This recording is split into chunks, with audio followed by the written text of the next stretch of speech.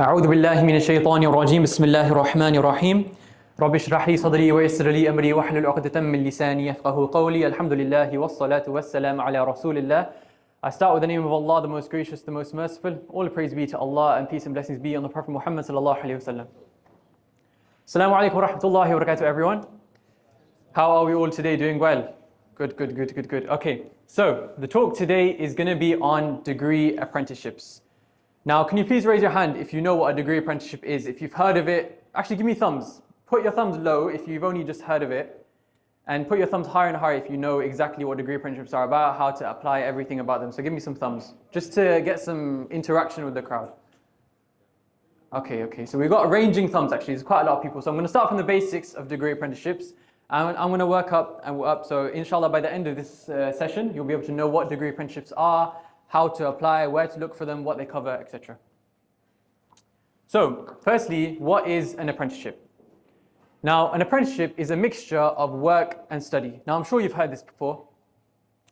Legally, you need to have at least 20% of studying in an apprenticeship, okay? So it's quite work heavy. In my case, there's going to be about 80% of work and 20% of studying. Now, for degree apprenticeships, which are slightly different from apprenticeships themselves. So degree apprenticeships, they're between 3 and 6 year programs. So they range quite a lot. And it's a little bit longer than your traditional university routes. And the last thing about apprenticeships, which is quite important, is the fact that your employer is the one who pays for your qualification. Whether that qualification be a degree, whether it be a master's degree, whether it be a ACA qualification or a finance or law qualification, whatever the qualification is, your employer, meaning the company you're going to work for, they're the one who's going to pay it. So you're not taking out you're not taking out a student loan to pay for university or anything like that. So in essence, those 3 points are what sums up what an apprenticeship is. Now, I'm going to talk a little bit about the levels of education. Okay, so the chart above me shows the levels of education in the UK. Can you put your hands up if you're at GCSE level right now? Yeah, maybe like 4 or 5 of you. Okay, so GCSE, you can see over there, it's like a level 2 in the UK standard of education. It's a level 2. And put your hands up if you're at A level standard or H. Yeah. So there's maybe 5 or 6 of you who are at level 3 level of education. If you see on the left hand side, so we've got GCSEs, we've got upper step, we've got A levels, we've got upper step, we've got your traditional undergraduate degree. Okay, that's, you go to university, you get your bachelor's of engineering or your bachelor's of science. Above that, you've got master's degree, and finally, level 8, you've got a doctorate, which is like a PhD. Okay, that's your traditional route of engineering. That's your traditional route of education in the UK. If you look over on the right-hand side, this is where you've got the apprenticeships. Okay, so just in that column, the 1, 2, 3, 4th column there, you've got normal apprenticeships. Okay, normal apprenticeships covers all the way from level 2, level 3, 4, 5, 6, 7, all the way up. Okay, and then in the column over, you've got what we're focusing on today, which is called degree apprenticeships. Degree apprenticeships are specifically those apprenticeships which are either level 6 or level 7. Now you might be like, why is that so important? What does it mean? It means that those degree apprenticeships are equivalent to a bachelor's or a master's degree, which is on the left-hand side of the board. Okay? And we're going to go into that a little bit more. So you can have 2 levels of degree apprenticeship, level 6 or level 7. And yeah, we'll focus on that a little bit more later. In the next slide, we'll see where we can do degree apprenticeships. Okay, so all of the sectors on the board are different areas where we can do degree apprenticeships in the UK. And you can see that there's quite a lot of them. So if you're interested in literally almost anything, apart from things like medicine, dentistry, veterinary science, you pretty much got a lot of different sectors on here that you can do degree apprenticeships into. Engineering, digital, finance, accounting. You've got full-on solicitor apprenticeships, which you can get like solicitor qualifications. You've got media, project management, logistics, supply chain, biomedical science, loads of different ones. So pretty much anything you're interested in, apart from, again, medicine and dentistry, there are degree apprenticeships out there, so it's probably worth looking if that's something you're interested in. On to the next slide, I've put together basically a mind map or like a mood board of loads of different companies that do degree apprenticeships. Because if you haven't heard of them before, you might be like, right, is there that many out there? Loads of companies do degree apprenticeships, okay? In the top left-hand corner, you've got the big four companies. You've got PwC, KPMG, EY, and Deloitte. You've got engineering companies. You can see JLR up at top. I didn't introduce myself. I will soon, but I work for JLR. We've got Rolls-Royce. We've got in the bottom left, we've got loads of banks: JP Morgan, Deutsche Bank, Bank of America. We've got in the middle, we've got some national companies: BBC, Network Rail, Ofwat, Microsoft. And in the bottom right-hand corner, we've got loads of law firms. Okay, so lots of top law firms, especially in London and across the UK. All of these companies offer degree apprenticeships in such a range of sectors. So you're not limited in terms of choice. Just to reiterate what an apprenticeship is, remember I said it's a mixture of work and study. Okay, so this is the work side, right? This is the company, this is the employer, these are the people who you're gonna work for, and these are the people who are gonna pay your qualification. On the other side of that, we've got, just flick one more actually quickly. On the other side of that, we've got the learning provider, which is the person who teaches you, the person who provides that qualification. Okay, so a lot of the time it can be university. We've got University of Warwick, which is the university I'm at. We've got Aston University, Queen Mary's, University of Birmingham. And on the right-hand side, we've got different learning providers. These learning providers don't usually do degrees, but they might do like accounting qualifications or solicitor qualifications or finance qualifications. So in terms of the two sides, I've shown you two slides now. You've got loads of companies on one slide, and on the other side, you've got loads of what they're called learning providers. Okay, they're the people who are going to teach you. If we go back a slide, do you remember I said degree apprenticeships can either be level 6 or level 7? Now I remember, like, what does that mean, right? So level 6 is equivalent to a bachelor's degree in the UK, and a level 7 is equivalent to a master's degree in the UK, right? It's important to note that not all degree apprenticeships will actually get you degrees. So just let me say that again. It's important to note that not all degree apprenticeships will actually get you degrees. However, they will get you qualifications that are either a degree or equivalent to a degree. Okay, so a level 6 degree apprenticeship will either get you a level 6 degree or a qualification equivalent to a level 6 degree. Same with a level 7 degree apprenticeship, it's either going to get you a level 7 master's degree or a qualification equivalent to a level 7 master's degree. Now you might be like, what does that mean, right? I've got bachelor's degree and I've got a master's degree. We've spoken about those. We know what those are. Under that, I've got an SQE, which is a solicitor qualifying exam. So if you're going down the law route, if you want to be a solicitor, you sign up, you join one of the solicitor apprenticeships with one of the law firms.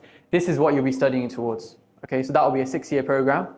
That solicitor qualifying exam is what allows you to be a solicitor in the UK, and that is equivalent to a master's degree. So that would be a level 7. Same with CIMA. CIMA is a level 7 qualification. It's a finance one. And under that, we've got ACA and ACCA. They're accounting qualifications. Again, level 7 accounting qualifications, right? So you won't always get an accounting degree through the degree apprenticeship, but you will get an ACA or an ACCA qualification, which is equivalent to that level 7 master's degree. And to be honest, you don't always need a degree to go into an industry, as long as you have the qualifying examination or the qualification in the UK. That's more than enough, right? For example, if I did law at university and I got a degree in law, I would then go on and have to do the solicitor qualifying exam anyways, right? If I did accounting degree at university and I wanted to become like a chartered accountant, I'd need to take the ACA and ACCA after university anyways, okay? So, let's move on. Right. I didn't introduce myself at the start. That was a little bit on purpose, just to get you a little bit warmed up to what degree apprenticeships are first. Now I'll be going through my story. So my name is Suleiman, right? I'm a 3rd-year engineering degree apprentice working at Jaguar Land Rover, and I'm partnered with Warwick University. Okay, so remember I said there's a company and a learning provider. It's going to be Jaguar Land Rover, which is an automotive car company, and Warwick University, which is the learning provider who, that's where I do my engineering degree. Now, a few years ago, I was obviously doing my A-levels. Okay, for my A-levels, I did maths, physics, further maths, and chemistry. So I was quite academic in terms of my A-levels. And I went down the traditional route, which most schools will push you towards, which is applying to university. Where all schools, pretty much everywhere, encourage you to apply to university. You do your UCAS, personal statement, all of that. You apply to your 5 universities, whichever ones you want to go down. Usually the teachers will help you, or you might do it with your friends and stuff. So I went down that route. And again, I was quite academic at that time, so I did shoot high and I shoot my shot, and I applied to Cambridge University amongst others. That was I was in year 13, September, October time. Around December time, I got an interview from Cambridge. I was like, oh, that's good. I did the interview from Cambridge, and I think January time is where I got the offer from Cambridge. Obviously, that was quite a shock to me, a shock to my parents as well.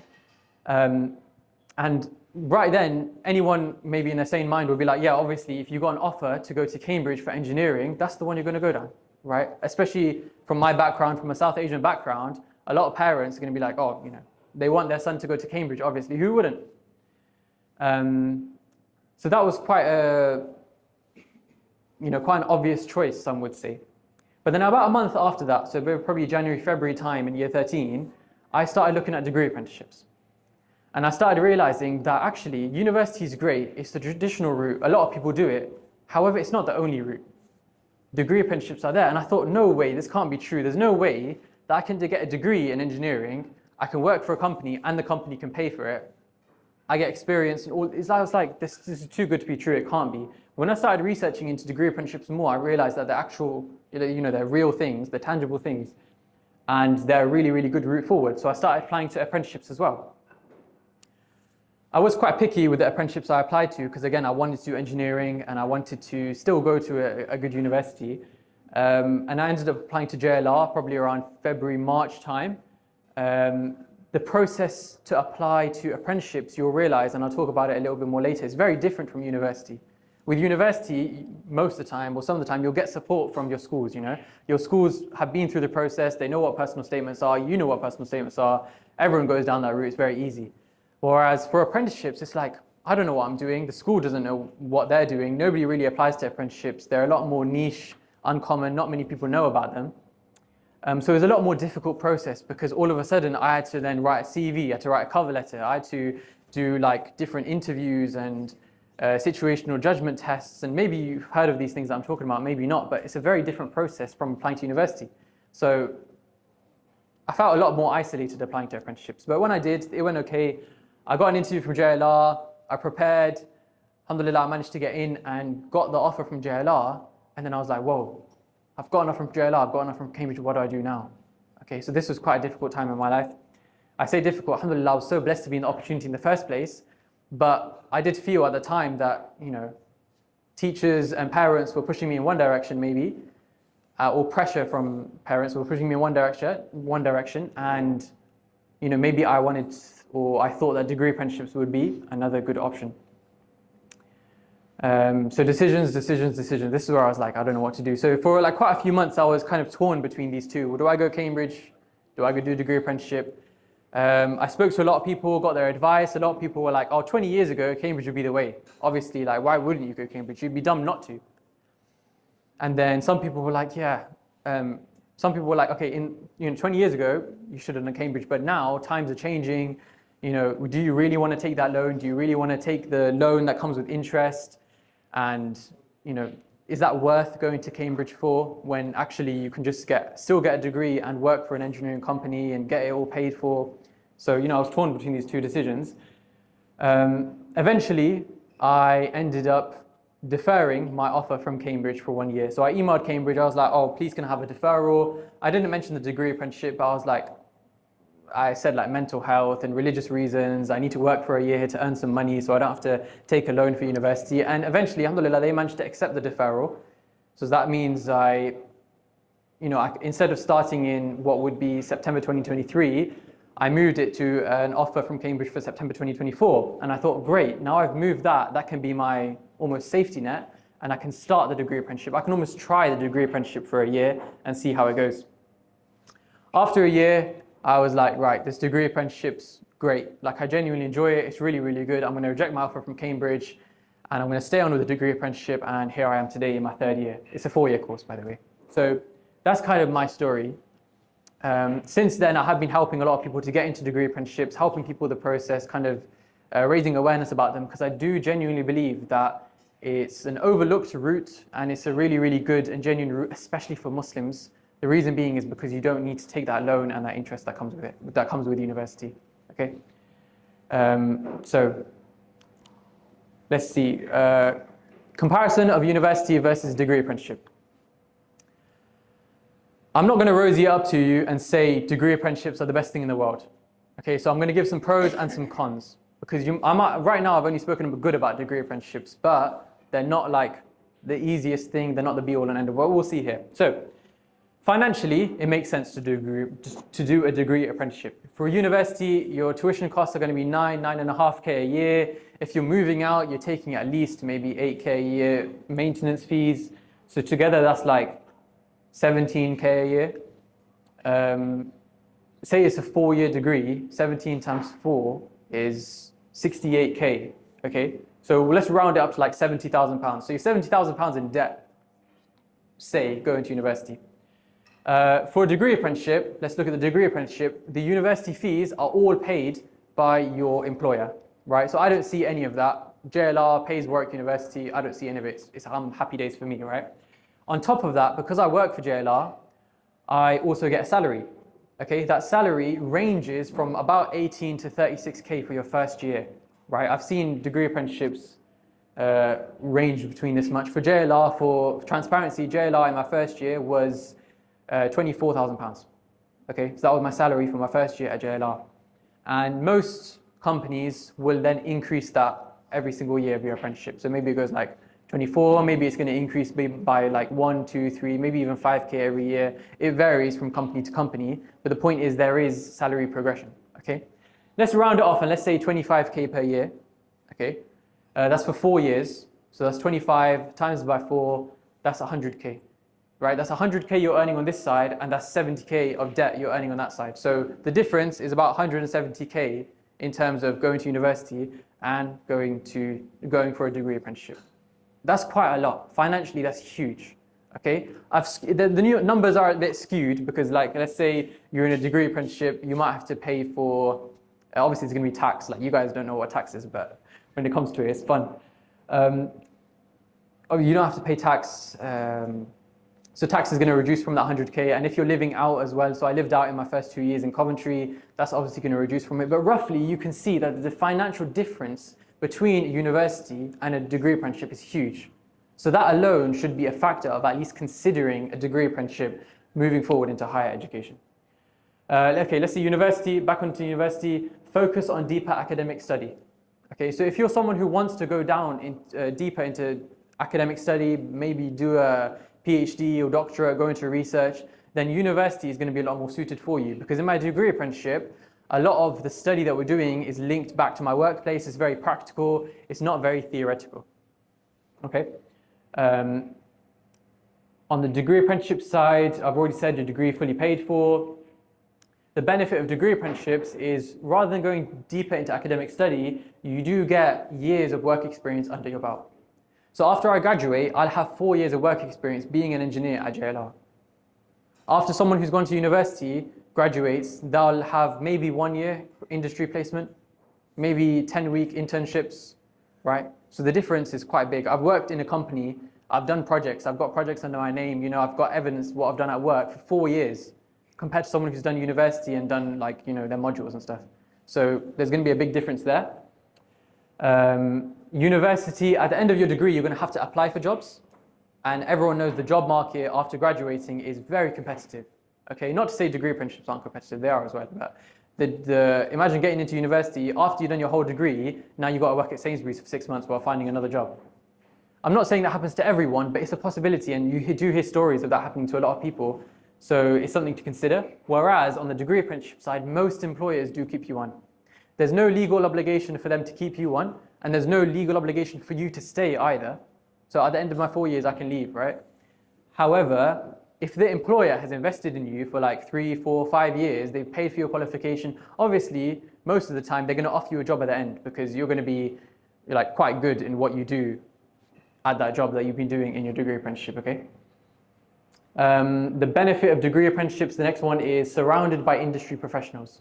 At university, there might be 400 people in a lecture hall and 1 professor at the front.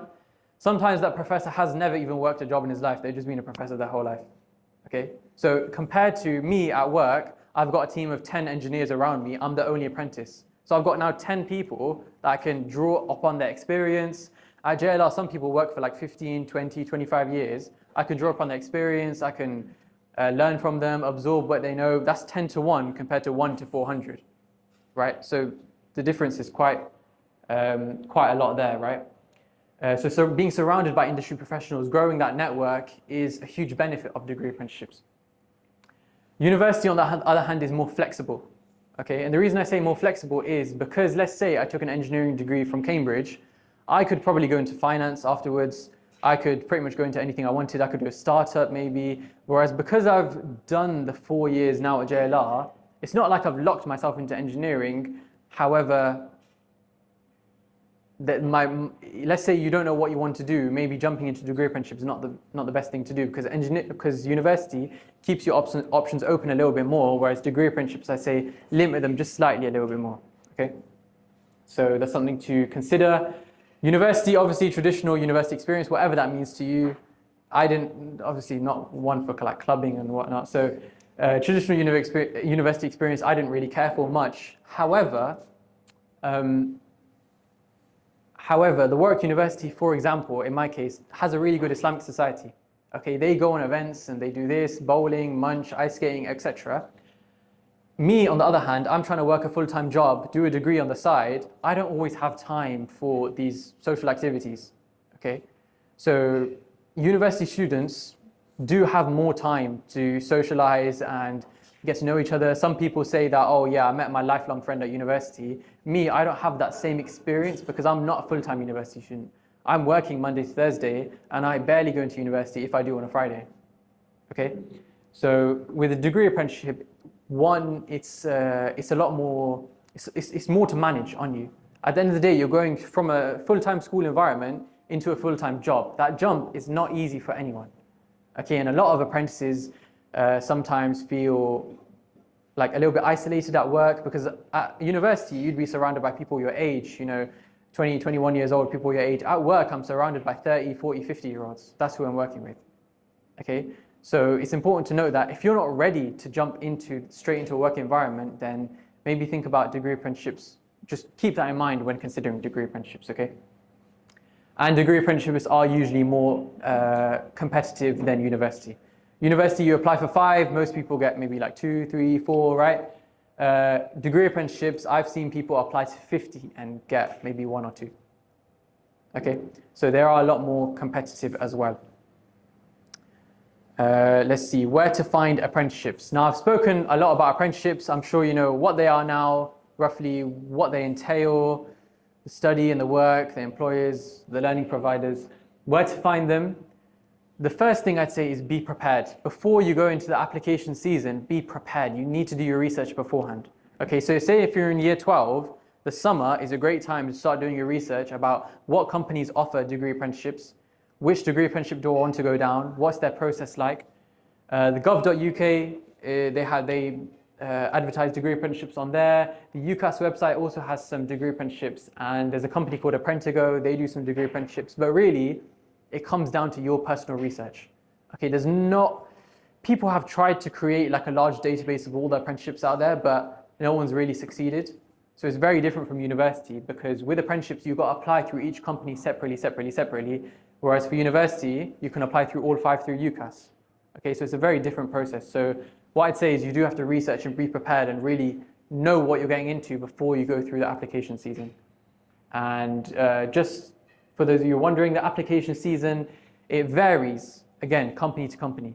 But it's roughly, I'd say, October year 13 through to maybe April year 13.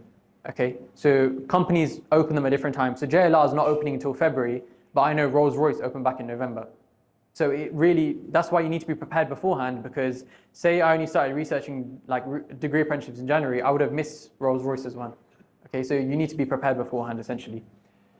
If I go on to the next slide, I'll show that this is a picture I took from someone, and it's a spreadsheet. And what this spreadsheet shows is basically tracking their applications to degree apprenticeships. The reason I added this is to show you how competitive these things really can be. Okay, so on the left, you can see all the companies. If you can't see, I'll read some out, but it's like it's got BMW, Morgan Stanley, Capgemini, Lloyds Bank, all the companies on the left-hand side. Okay, in the next column, he's got salary. Okay, he's blacked some out, but basically he's got salary in the next column. In the column after that, he's got deadline for application. So he knows, he's ready beforehand that I know this company is going to finish the applications on this date, right? So I need to make sure I've applied before then. Oh, thanks. You've got location. So obviously location is a big factor. If you want to stay at home, obviously that limits where you can do your degree apprenticeships. If you don't mind moving out, then that's okay as well. You've got your course. So this guy doesn't really care about what he's applying to. He's applying to software, audit, finance, tech solutions, data science, all sorts of different stuff. He's got the university as well. So that's like your learning provider, where you're going to get your qualification from. And in the final column, he's got application progress. So this shows whether he's been rejected, whether he's applied. You can see all those blue ones are rejected. Okay, so that's probably where he's done the initial application and the company's been like, oh no, sorry, we've had enough applications already, or we've already chosen our people. We've unfortunately, we've chosen to reject you. Some of them ghost, some companies ghost, some companies' HR teams are rubbish and you apply to them, and unfortunately that's the case. You apply to them and they never get back to you and you're like, what was the point of spending 1-2 hours on my application when they didn't even get back to me? But that's just life sometimes. And then on some of them, he got through to the interview stage, and on one of them, scroll up a bit, you can see that green one. Okay, that's the one that we're aiming for, accepted. Okay, because you only need one acceptance to get into a degree apprenticeship. As soon as you get that acceptance, the happiness you feel after being rejected so many times is huge, inshallah. Okay, so a lot of work goes into applying to degree apprenticeships. The reason I'm showing you this is because you need to be on it. Okay, the people I know who've come to me for advice and have heeded the advice and gotten into degree apprenticeships are those who genuinely want the degree apprenticeship. If you're sat there and you're like, oh, I don't really care, yeah, I'll apply to 1 or 2, there's not much point. Okay, you need to think about what you want to do for the next few years of your life, and if this is a route that you're considering, you really need to put yourself out there and you need to be like, right, I need to get my mind switched on. I need to be looking, researching for applying for these companies, okay? Sometimes you have your teachers and your parents nagging you, but this has to come from you. So you've got to think, whether you're like 15, 16, 17, 18 years old, you need to be like making sure that you're concentrating and on it during the application season. And then inshallah, make your dua, and if you apply and put the effort in, then may Allah grant you success. Now, I did speak earlier that sometimes it's a little bit lonely as an apprentice. Okay, it's a little bit lonely as an apprentice because university people have all their friends and I don't really fit in with them as much. However, there are communities for apprentices as well. And these are specifically communities for aspiring apprentices. So if you want to go into law, for example, Legally Apprentice is really good. If you want, you might have heard some of these. Apprentice, there's quite a few. LEAF stands for Law, Engineering and Finance. So maybe if you're applying to any of those fields, you want to join that community. What I do want to say is these communities do have a lot of rubbish on them. So don't join them with no purpose, because you'll just get spammed with loads of messages on their group chats. If you want advice from someone, or you want to join these communities for a specific reason, like applying to law, Legally Apprentice really helps. So some of these communities do help when in the application season. Okay. Yeah. Next.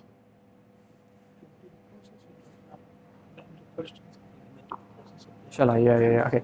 So I know I've been speaking a lot. Sorry, there was a lot to get through and we didn't have much time. Does anyone have any questions at all so far? Anything on your mind?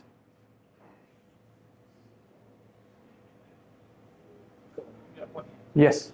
You say you're not surrounded by people. What about other people that you said?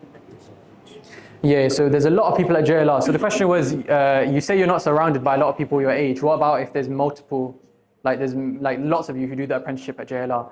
There are quite a lot of us who do the apprenticeship at JLR. However, JLR is a huge company. They won't always be in my team. So my team only needs one apprentice. There's another team over there which needs one apprentice, another team over there which needs one apprentice. So the journey for an apprentice is quite different, apprentice to apprentice. So my team, I didn't really talk about much about what I do, but I work in testing the cars. So obviously JLR, we have the Land Rovers. I work in testing the Land Rovers. We test them for durability, robustness, structural integrity. We don't drive them around and crash them into walls, unfortunately, but we do test them like in a lab environment. Whereas another one, like another apprentice at JLR, they might do something else. They might work in instrumentation, they might work in design and CAD, they might work in electrical testing. So each apprentice's journey is very different. Did you choose your journey? Did I choose my journey? That's a good question. The big thing about coming from school into a work environment is there's so many jobs out there that you don't even know of. So when I was in year 13, I thought, right, there's mechanical engineering, electrical engineering, like robotics engineering, that's it. Like, you know, there's civil engineering. They're very discrete fields. However, when you get into the workplace, you realize there's so many different jobs and so many different things. So I had influence over what I did. So I could say that I wanted to work in control systems because that's what my degree was. However, I didn't tell them that I wanted to work in the testing team. I could have been put somewhere else, for example. So it's based on business need sometimes. But sometimes when you're applying to degree apprenticeships, the company will give you like an option, or sometimes they'll tell you, do you want to roughly work in design, or do you want to work in testing, or do you want to work in this? So sometimes you have influence over the decision, but not much. I applied for 3 and I got accepted into 1. However, the reason I didn't mention that is because I would recommend applying to a lot more. Like, alhamdulillah, it was probably luck that I got accepted into that 1. However, they're very competitive schemes, so I would make sure that you apply between 10 and 15 and make sure like you're on it with the applications, basically. Yes. So I think you mentioned before, so the applying to the degree level apprenticeship, was that done while studying in year 13?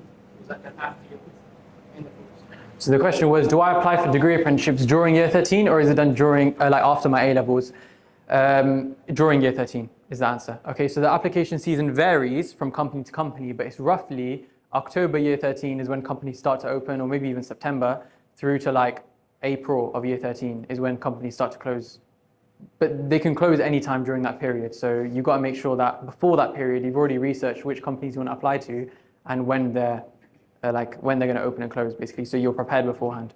In short, it's the same window as in the lead time was from applying to getting the offer, because obviously you've got the interviews and you've got the entrance. So more about Cambridge. So I applied start of October. I got so there was I took the ENGA, but I think now it's called the ESAT. And that is probably about mid-October, which is like an admissions exam for engineering. I got the interview offer probably around November time, and the actual interview was mid-December. And then I got my offer by mid-January. Yes.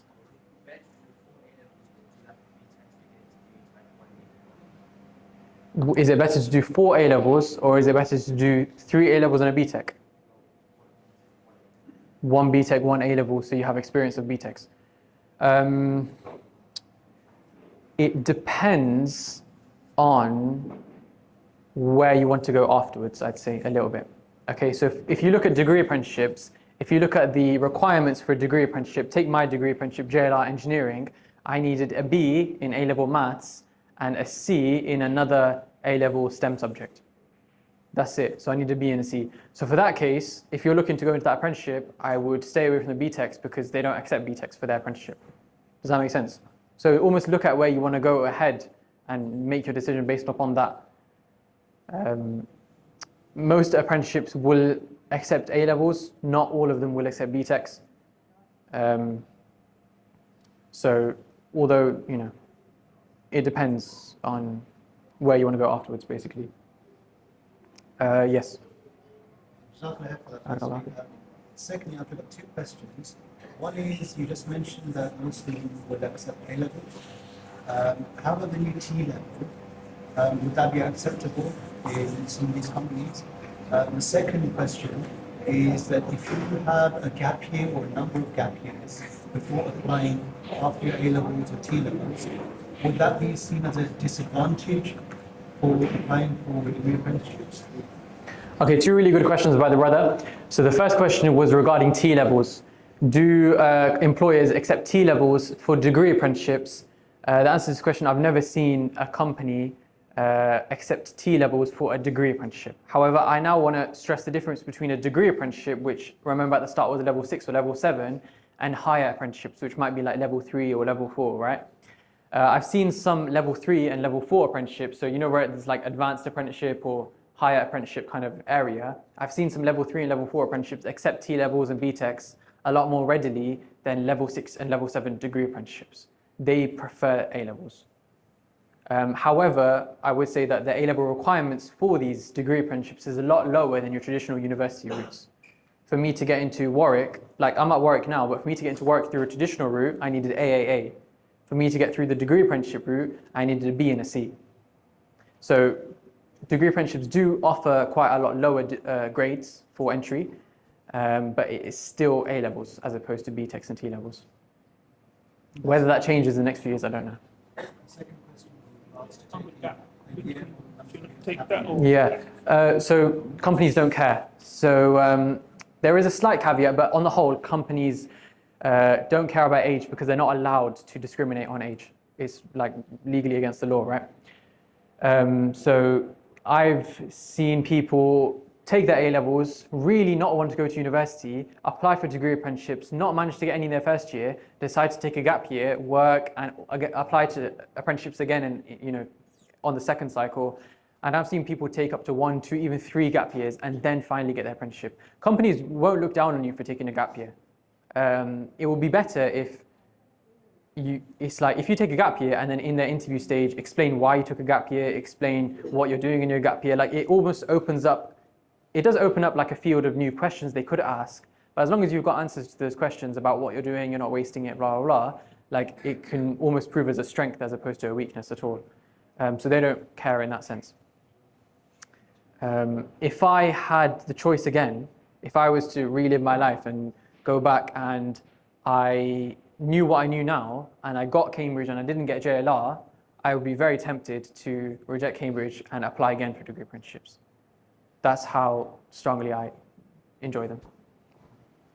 Yes? You said you were pretty academic. Do you think the grades you achieved are one of the key reasons that you got in? That's a good question. So are the grades that I achieved, so for transparency, alhamdulillah, I managed to get 4 A stars in my A levels. Do the grades that I achieved help me get in? For most companies, don't care about your grades as long as they meet or are higher than the requirements. Okay, so if I look at the requirements of my course, it's a B and a C. Now, like when I first joined, like when you're first talking to people, you might like start discussing A-level results sometimes, right? The average, like most people just got literally like B's and C's. Like they're not all like, not all of my course is like top A-star students is what I'm trying to say. As long as you meet the requirements, they're looking for a lot more than just your academics.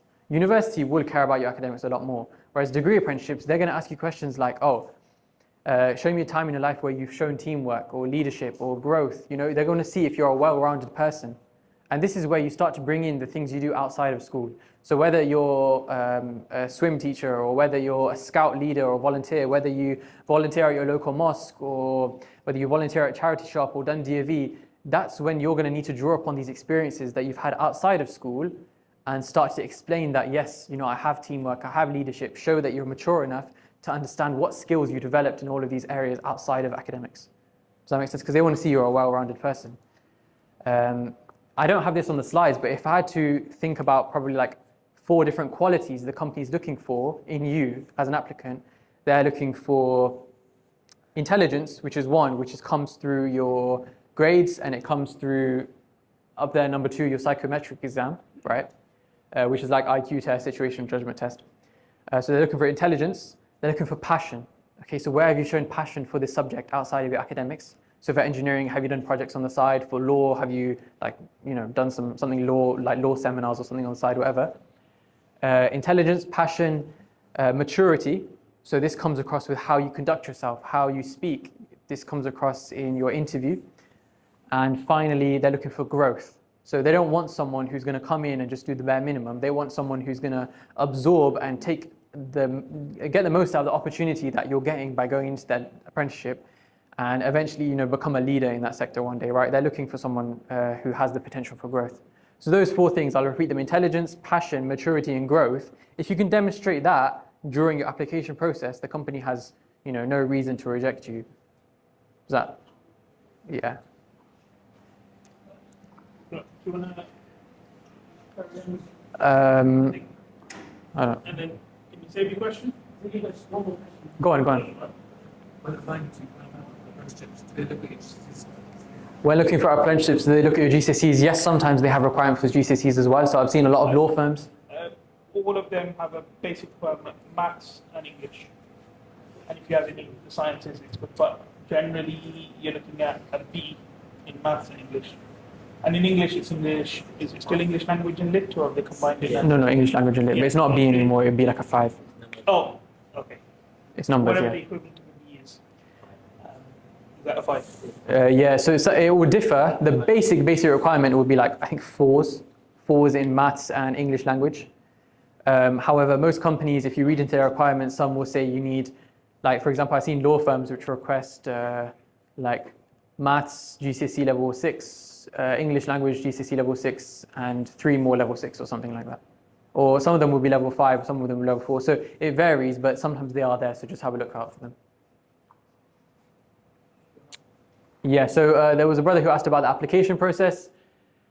In essence, not all companies follow the same application process, but I've broken it down into 4 different parts. We've got the online application. Okay, this will consist of your CV, your cover letter, and maybe some like a written question. For example, it might be like a 250-word written question. Oh, why did you apply to JLR? Okay, something like this. That will be your online application. That will take your personal details, your name, everything about that, your right to work. So that will be our online application. They will then follow that up, most companies, quite quickly with what I call a psychometric exam. Okay, it might sound a bit scary, but it's like an IQ test or a situational judgment test. There's some examples in the 3rd bullet point: Savile assessment, Amberjack, Arctic Shores, Capfinity is another one. So they're just like examples of IQ tests. You'll take these at home in your own time. Sometimes they'll be timed. Unfortunately, there's no way to get around these. You'll have these for graduate schemes as well. Even if you go to university and apply to graduate schemes, they'll also have these. It can be difficult sometimes, and it's hard to practice for these ones, but what I'd say is just sit down in a quiet environment, try to find some practice online, but if you can't, then just give it your best shot, basically. Yeah, that's a good question. So the question is there anything a Year 12 student can do now to strengthen their application when they come to applying in Year 13? The answer is yes. So one I talked about in probably Year 12 Summit is research. So researching the companies, realizing, okay, understanding what companies they want to apply to, when they're like creating an Excel tracker, when these companies open, close, what their salary is, location, what they offer, etc. So research the companies that you want to apply to is firstly. And secondly, start to broaden your experiences outside of academics. If you've got loads already, that's great, but start to think about, okay, if I don't have that much right now, so if they ask me about growth or unity or integrity, I don't have many, I like to call them like case studies of my own life to draw from. I need to start creating those case studies now. So if that means going and volunteering for my local charity shop, that means I need to get up and go and volunteer for my local charity shop. If that means getting a part-time job, I had a part-time job in Year 12 and Year 13, like I drew experiences from that part-time job into my interviews. I drew experience from volunteering at a charity shop into my interviews. I was like a prefect at school, right? You can draw, I had experiences from that I could take into my interviews. So anything outside of academics, start to build upon it. So then when you come to next year applying, you have things that you can draw experience from.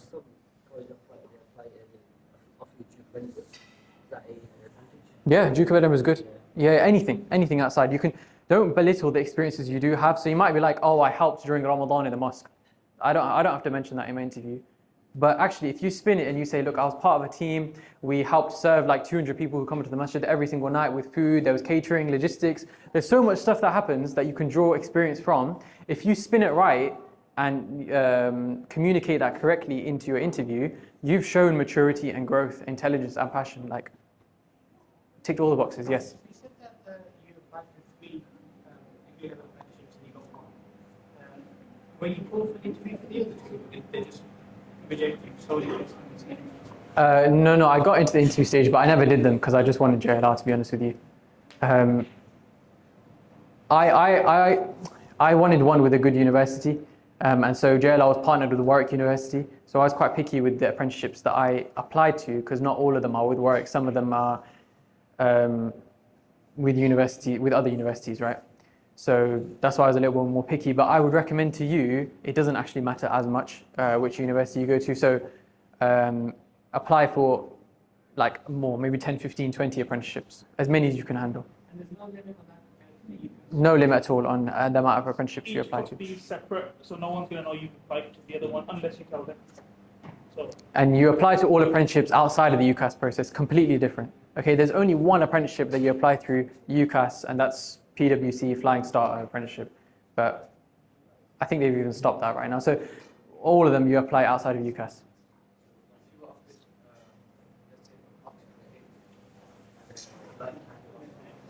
Say this again? So if you're offered Cambridge, but you were like slightly lower, offered a slightly lower university degree apprenticeship, or maybe like a higher apprenticeship, would you rather go for like Oxford or Cambridge, or maybe like continue? Well, I went through degree apprenticeship, innit? I had that same choice and I went for a degree apprenticeship. So Your university is good, Warwick is still like this, yeah, university Warwick. yeah, even if it was lower, I'd probably still go for the apprenticeship. But it's a very personal choice. So people have, like, I've heard of stories. I put my story on LinkedIn basically, and I'll talk about LinkedIn in a second because it's a really good tool. People came to me like in the following year saying, I've got the same, I've got an offer from UCL or Imperial College, and I've also got an offer from Goldman Sachs, right, for a degree apprenticeship. And they ended up going for Imperial College. They went for the university, even after hearing everything that I went through. Like, so it's a very personal choice. So you have to weigh up, you have to sit down and weigh up yourself, what are your pros and cons? Because it might mean more to you that you go down the academic route. Whereas for me, it meant more to me that I actually was a bit more practical. Yeah. So CVs, cover letters, interviews.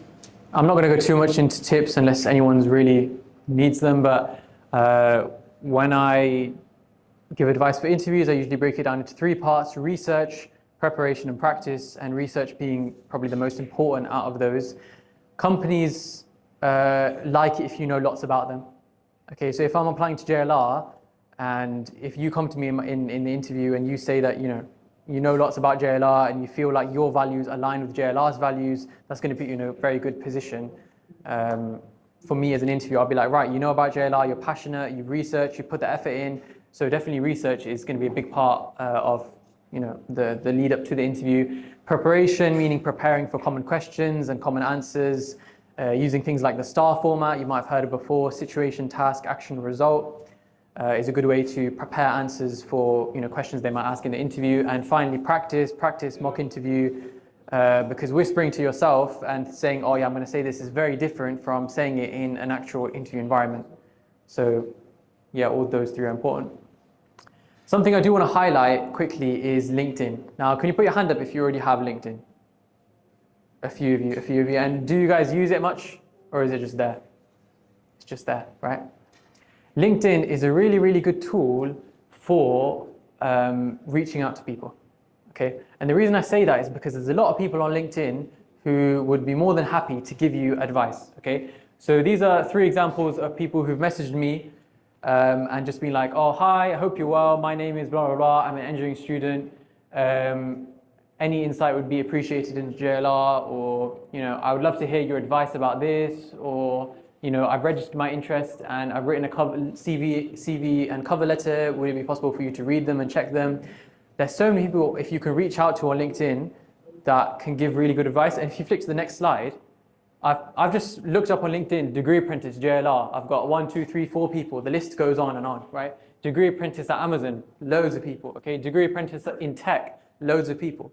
Any sector you want to go into, if you want to go into degree apprentice at any company, right? Just search up degree apprentice, Rolls-Royce. You'll find degree apprentices at Rolls-Royce. You connect with 10 of them, maybe 5 of them accept your connection. Okay, so now you've got 5 people. You message those 5 people, maybe one of them replies back to you with advice. It takes you 2 minutes to connect with those people and send them out messages, and the amount of reward, like the time to reward ratio, is huge. Okay, because the amount of people that message me and then the advice I give them, there's plenty of people out there with good advice. So definitely use LinkedIn to the full potential, and if you don't have an account, maybe look to, you don't need to do it year 11, like year 11 is a bit early, but like when you come into end of year 12, year 13, start looking on here and you realize that there's so many people and so many different companies.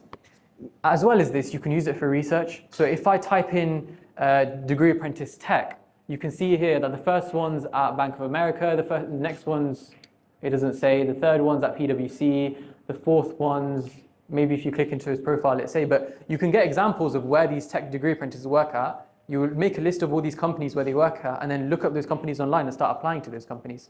Okay, so it's actually really good for research as well. You can actually click on the company on LinkedIn, and it takes you to their LinkedIn page, and then you can see if they've got open roles as well. So shortcut to searching up the company as well. Yeah, bouncing off that, before my JLR interview, I went onto JLR's LinkedIn, I scrolled back for the past 2 years and literally wrote down every single achievement they've posted about in the last 2 years. Because LinkedIn, companies love to shout out their achievements, being like, we did this, we did that, this is our target. This is great to use for my interview. Now, when I come into the interview and they're like, oh, why did you apply to JLR? I'll be like, JLR is a great company. They have a target for sustainability in 2039. They're switching over all their cars to electric cars, making sure they're carbon neutral, blah, blah, blah. I feel like I really align with these values because back at school, I was in the eco-friendly team or whatever, right? I'm showing that I've researched the company, put the effort in, and I align with that. So that's great for the interview. Just do my last slide, let's see. And finally, just some advice. There's pros and cons to everything, okay? So degree apprenticeships are difficult, they are hard, they're not the be all and end all. However, they're definitely a route to consider. There's pros and cons to everything. They might not be for everyone, but that's up to you to decide. Next one is never close doors on yourself. Okay, and the reason I say this is because at your age, and you know, when I was a few years younger, I felt like any decision I made, I was going to be that for the rest of my life. Like I felt like the pressure and the weight on me was huge because I feel like any decision I made was such a big decision. However, don't ever close doors on yourself, meaning you're never stuck in stone. So let's say I started my degree apprenticeship and the first few months I didn't like it. Guess what I should do? I should start looking at other options, start applying to university. Universities don't care if you've taken a gap year or worked for a year and then apply to them. So I can start applying to university, and if I didn't like the degree apprenticeship, that's fine, start applying to university and move out. If I went to university for the first few months and realized, you know what, this is not for me, that's fine, at least you've understood that. Start looking for other things. Degree apprenticeships, there's quite a few people in my course who've been to university for their first year, didn't like it, dropped out, applied to degree apprenticeships, then started the degree apprenticeship the next year. Quite a few people do that, and the company doesn't care. And the university doesn't, obviously they don't care if you drop out. So you're not stuck in stone. So any decision you do make, always keep your mind open for other things. And lastly on that, if you've already applied to university, I would always apply to university as a backup, even if you're applying to degree apprenticeships. And say you get a degree apprenticeship and you get a university, try do what I did and defer your university as like almost as a safety net in case you don't like the degree apprenticeship. I mean, you always have a safety net to back up and go to university if you don't like it. Obviously, if you do like it, you can just reject the university anyways. So basically, never close doors on yourself. Don't feel like you're stuck in stone. There's always other options out there. And finally, the more you put in, the more you get out. I showed you that tracker where someone had like 50 companies. They were determined. They really wanted this. Okay, so if you really want this, you really have to show that through your effort. Products but feedback. The company normally can see that feedback on their own. So if you get rejected, we'll send them an email, give them a call and say, please can I have some feedback, what did I do well, what didn't I do well? So that's basically the next one then. So it's all a learning process. Just the other thing on that is, you know, that you were saying medicine and thinking aren't going to apprenticeship. They are. Medicine is in the 4th year of its trial year doing apprenticeship. The woman who's doing it leads it, lives on Green Road here in Moseley. So it's on its 4th year, it's going to pass. Once that passes, dentistry, optometry, pharmacy, everything's going to Is that University of Bristol? Bristol University. It's not bad. It's Been cancelled? 4th year, they're doing the 4th year. It was in the. My change of mind. They ran I'm it pretty for sure about- they had a. They ran it for about 2 or 3 years and then they stopped as far as I know. Yeah, that's what I Last year, thought. from what I understood, they were doing 4th year. I think they. Well, I think the ones who applied, they have to complete it. I know, Yeah, on your top level application. consultants didn't like it. They didn't like the idea of putting apprenticeship in medicine. So maybe they have to that. yeah, I mean, well, consultants in medicine, I mean, is anybody here practicing medicine?